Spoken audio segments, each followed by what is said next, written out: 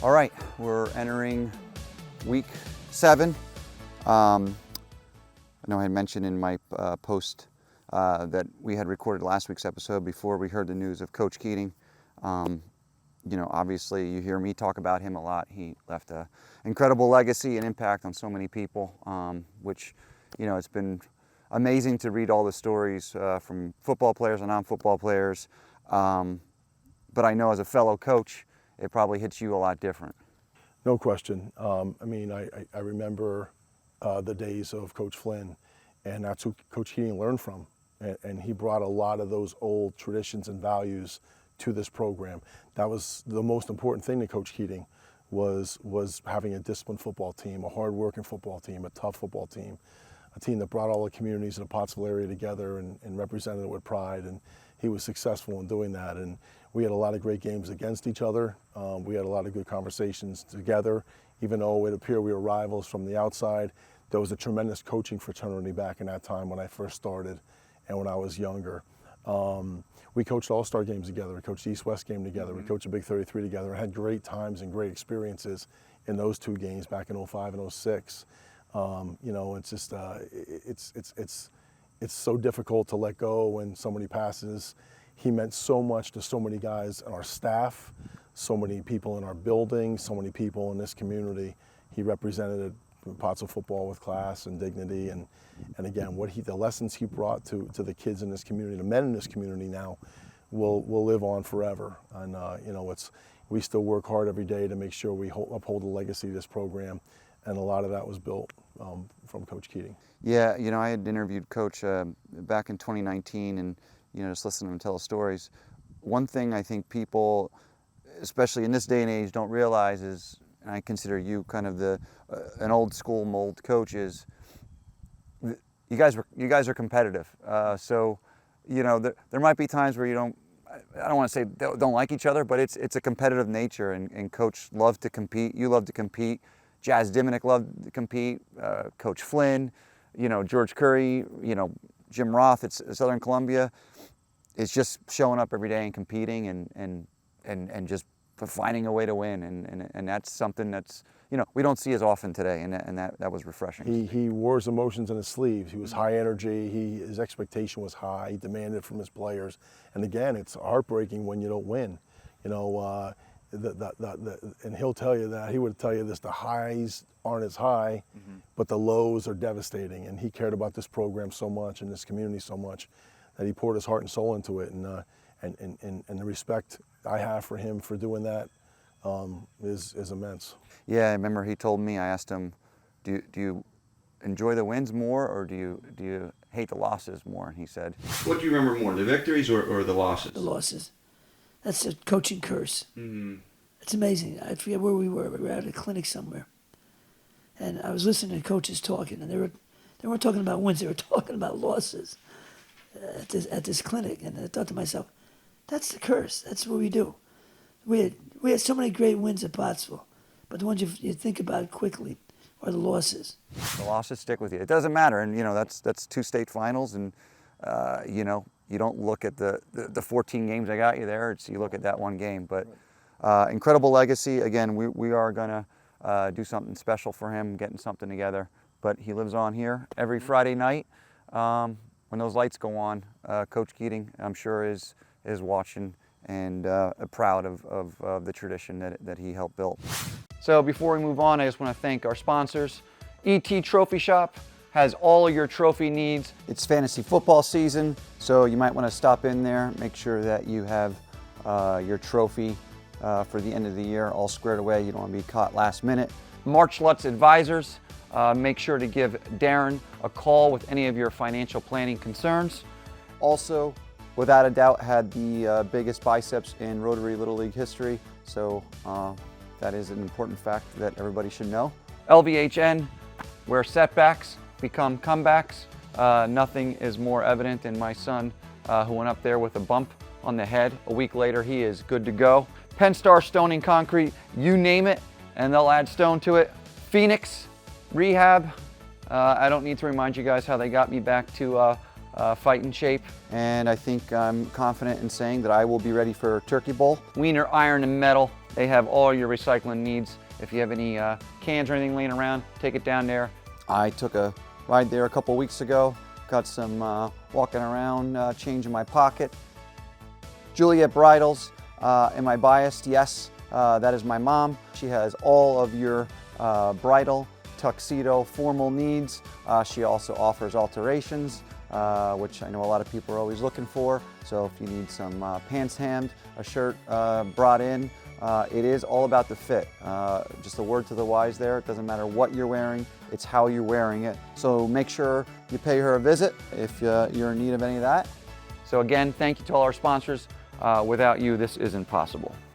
This week, it's a bad loss. I feel it's like, you know, those 80s horror movies where, you know, you see the person, they're stuck in the house, and, you know, you're trying to help them. They call the line, the phone's dead. That's what I feel it's right now. You're calling Juju, he's not answering. The cavalry isn't coming. How do you bounce back? Yeah, it's part of the game. And what makes it extremely difficult is when you have kids that prepare hard, have a great week of practice, lift the weights, watch the film, all right, prepare with pride and energy, and then the expectation is to win. And quite frankly, there was no, this is the second time this happened this year for sure, there was no doubt we were going to win a football game. Like, we didn't go up there with the idea of playing anything other than a great football game. And we thought this was a turning point for us. And we knew we were, you know, our backs were against the wall, not having Juju, because he's extremely valuable to our program.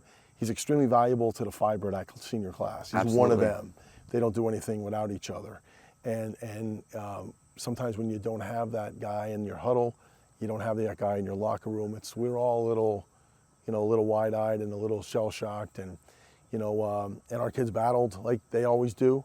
And then it's sometimes you're looking to hang your hat on something that you're good at, and we didn't have that ability to do that. And we have to find a new identity, I said after the game the other night. We're going to have to find a new identity. We're going to have to find it quickly, and, you know, to stop the bleeding, because we did not expect to be in this situation.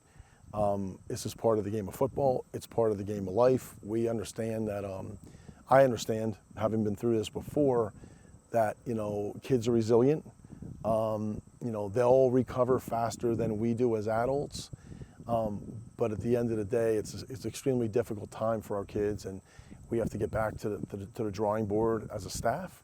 We have to get back and figure out what we do well and win the little battles. And that's it. We got to win one battle at a time. You got to stack wins in terms of winning each individual play, winning a series, winning a quarter. And that's the only way to fight out of this situation we're in. And that's exactly what we intend to do. We're going to put our best foot forward. We're going to show the kids that we love them. We're going to show the kids that we care about them. And we certainly, our goals haven't changed. We expect, we'll demand from them to be great every day at practice. And we'll expect us to be more successful than we've been. And that's what. Yeah, I know maybe this isn't the best approach, but, you know, you're going to be heavily an underdog come Friday. The schedule does not get any easier. This is a brutal last stretch of 4 games. But in some weird way, it's almost freeing, because the expectations in terms of the outside world, maybe you play a little looser. Sometimes maybe you put a little too much pressure on yourself. You're exactly right. I mean, you know, I don't think there's many people who are going to pick us to win this game Friday night. We're playing a team that played 16 games 2 years in a row, that won a state championship last year in AAA. They're number 1 ranked team in AAA. They won 22 games in a row. I've been in all those situations, all right? We won 26 games in a row at Mount Carmel. We won state championships. We played 15 games at a time. And those kids are fighting a different battle. And that's what I'll stress to our kids. You know, they're coming here on Friday night. They have their own skeletons to face, you know, complacency, overconfidence, a high expectation, which they don't do everything perfectly. They struggle with that. So, hey, listen, we each have our own battles, and we're going to compete. They're high school kids just like you. You can play against them in other sports and beat them. You can compete with them in the weight room. You can compete with them in every aspect of football. So we have to collectively find a way, because, you know, you hold yourself back mentally and emotionally so much in life, right? And we have to teach them that, hey, listen, it's our home game. What a great opportunity to make plays, great opportunity to grow as a team, great opportunity to get ourselves better for the stretch run in which we have rivalry games coming up here at home. It's a great opportunity Friday night. And again, nobody's going to pick us. You're not going to find one person to pick us in T102 Sports Nope, now. not one. Or the Potts Republican, or anyone else that's a football fan in the Coal Region, or the state. No one's going to pick us. So it is a sort of a free feeling, you know, for us to go out and compete and play the game for the value. Yeah. You know, it's a Friday night opportunity here at Veterans Stadium. Go out and play, all right? Go out and play. And the sun's going to come up either way, but let's go out and see what we can do here. Let's go out and make plays and be in this game in the fourth quarter. You know, so and that's the approach you have to take. If not, you're taking the defeatist approach, and that's not what we can teach these kids. I don't have an option as a teacher and a coach to teach these kids that thing. I have to teach them that the sun will come up, and this is how you have to fight through. So, again, you know, I'm ready to go already. You know, and they're probably not. But by the time we leave our practice on our film room this week, we'll be ready to go. We'll be ready. We'll be as excited this Friday night. We'll be excited as we were for game one against Shamokin. Yeah, and the thing I always remember is it just takes one play.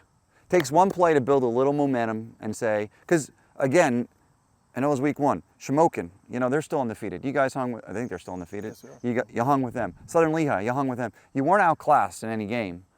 So all it takes is one play, you know, a jump ball, a huge run, a huge block, a huge special teams play. And then all of a sudden you start believing a little bit, and then maybe you're a little dangerous. And you talk about matchups. You know, high school sports is a lot about matchups. And for whatever reason, sometimes you match up better against certain opponents than others. And who knows sometimes why that happens.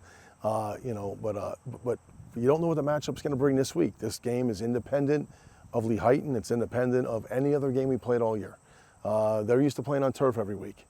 You know, for them to come up here, it's a little more tedious. You know, they have Southern Lehigh looming on the horizon week 10. You know, it's like they have their own battles they have to improve, and we have our battles here. And right now we have a few more battles that we have to face, but, you know, we embrace that, and we'll be prepared and we'll move forward. All right, Coach, we'll roll tide. And Thank you. Roll Tide, good luck on Alfredo. Friday.